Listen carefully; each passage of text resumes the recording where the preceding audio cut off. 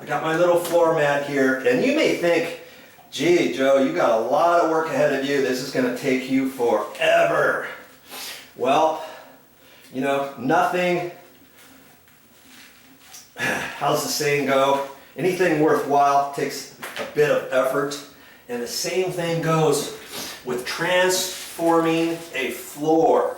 Okay, we're doing all this. Why are we doing this? Because we want to stain and seal this floor. And it has a lot of character once I get the rest of this glue off. I've already scraped off the top edge of this glue. It still looks pretty nasty, doesn't it?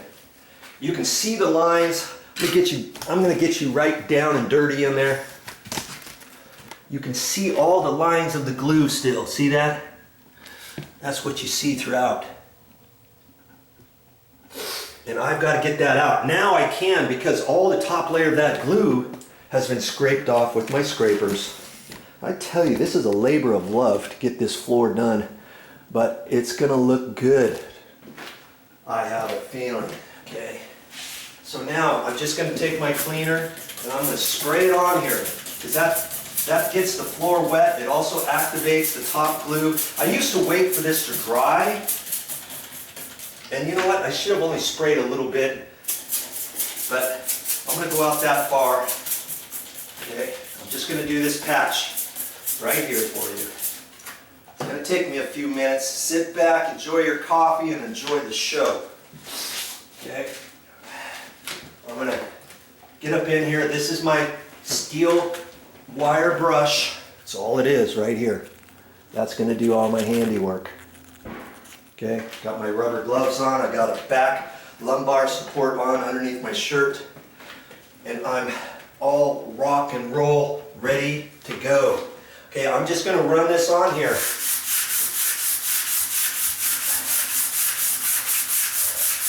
What that's doing is that's cleaning and taking lots of those lines off. I really should start up here. I'm going to run this sideways. Once I get some of the glue off, I'm going to transfer that right over that paint on the floor and see if I can't soften that.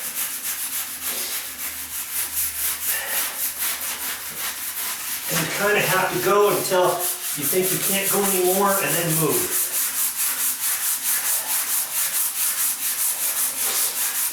I can see it's already activating.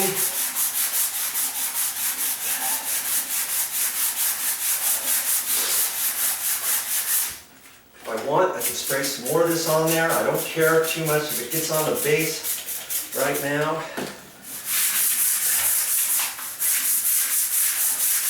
I kind of work this as far out as I can and then work back towards me. So I'm a little bit far. I don't want to stretch out too far. I got to do this all day long. I've got this room to do. I've got the hallway to do. And I'm just going to stick with it and plug at it. Just, you know, like this. Can you do this all day long? If you can, that's good. You can transform your floors too. If you get tired with two hands, you're going to take this with one hand. You get tired with your right hand, you're going to go with your left hand.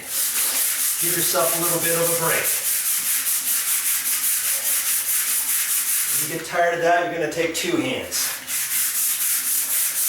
You can run it flat, you can run it at an angle, and run the edge of your brush right here at the inside corners. Sometimes the edge of the brush, I'm still having it, I'm holding it on the edge now. That's going to help maybe dig in a little bit more than just having it flat. Okay, you can run it on the opposite side.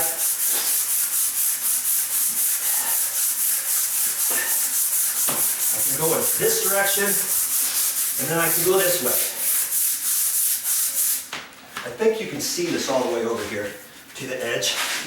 Get myself out of the way here. Now I couldn't do this as effectively if I didn't take that layer of glue off. Okay, can you see that if I was doing this right now, if I didn't scrape off the top of this with my razor scrapers, there's no way I can do what I'm about ready to show you, because that glue edge would still be on there because it's too thick. You'd have to rub and rub and rub and rub. That's what I did in the other room to a certain extent. And you can eventually get it off. But man, you're not going to get very far in a day doing it that way. Sometimes you have to try different things to be effective. You know, that goes for any job you do. You try it one way and think, maybe there's a different way. What would Joe do in this certain instance, a certain circumstance? How would he do it, possibly? He's not going to give up after trying one thing. I mean, the first floor I did, I used a razor, a little handheld razor blade. This is what I used for that floor in the hallway, in the closet. That's all I used.